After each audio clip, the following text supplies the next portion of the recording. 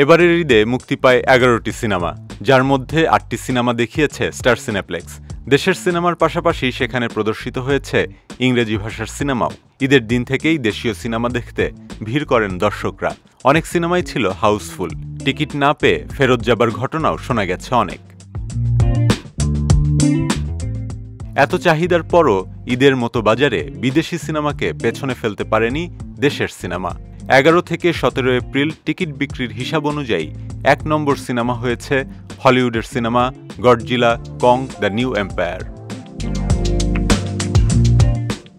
18 April রাতে star cineplex তাদের verified Facebook পেজে ঈদের সপ্তাহের সেরা 9 সিনেমার তালিকা প্রকাশ করেছে, যেখানে প্রথম স্থানে আছে গডজিলা কং, দ্বিতীয় স্থানেই আছে বাংলা সিনেমা, আর সেটি সুপারস্টার শাকিব খানের রাজকুমার। দর্শকের চাপ, হাউসফুল হওয়ার মতো ঘটনাও প্রথম সপ্তাহে রাজকুমারকে নিতে পারেনি 1 নম্বরে। সিনেপ্লেক্সে চাহিদার দিক থেকে তৃতীয় স্থানে আছে মিশুক মনির সিনেমা দেয়ালের দেশ, যে সিনেমা কিনা প্রথম সপ্তাহে সবচেয়ে বেশি শো পেয়েছিল সিনেপ্লেক্সে। আর জাজ মাল্টিমিডিয়ার সিনেমা জিন 2 আছে 4 নম্বরে। প্রযোজনা প্রতিষ্ঠান সিনেমাটি নিয়ে অনেক আশার কথা শুনিয়েছিল।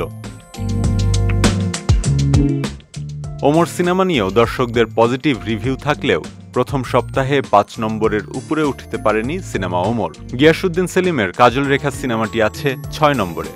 সপ্তম অবস্থানে ফের বিদেশি সিনেমা, আর সেটি হল কুংফু পান্ডা। 8 নম্বরে আছে মেঘনা কন্যা, আর 9 নম্বরে আছে কাজী হায়াতের গ্রিন কার্ড। ওয়ালটন ফ্রিজ কিনে অনেকের মতো আপনিও হয়ে যেতে পারেন মিলেনিয়াল।